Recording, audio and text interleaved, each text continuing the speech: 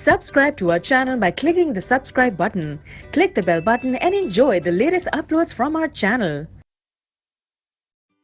Now see question 13. Question is, in what respect does the construction of an AC generator differ from that of DC generator?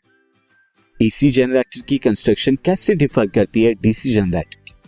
सो देखिए, the only significant difference जो होता है physical construction between AC and DC generator के बीच में, वो होता है कैसे आप रोटेटर्स के इलेक्ट्रिकल कनेक्शन को बनाते हैं, कैसे मेंटेन करते हैं। तो अगर हम बात करें AC जनरेटर के अंदर, the ends of coils are connected. Coils के जो एंड होते हैं, कॉइल्स रोटेट करती है ड्यू टू मैग्नेटिक फ्लक्स।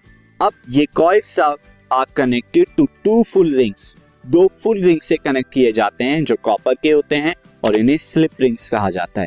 मैं आपको दिखा दूं, ये हैं दो फुल रिंग्स जिनसे आप क्या कर रहे हैं, कॉइल को कनेक्ट कर रहे हैं रोटेटर से। इन्हें स्लिप रिंग्स कहा जाता है। इनका काम क्या होता है, परमानेंटली कनेक्शन को मेंटेन करना। चाहे कॉइल किसी भी तरह रोटेट करे, इसे हमेशा जो होता है मेंटेन करना होता है कनेक्शन।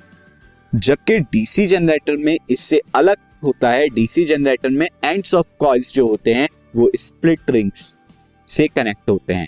स्प्लिट रिंग क्या होते हैं, सेमी सर्कल्स होते हैं। इनका काम क्या होता है, हाफ ऑफ द साइकिल तक कनेक्शन को मेंटेन करेंगे, बाकी हाफ साइकिल में कनेक्शन को मेंटेन नहीं करते।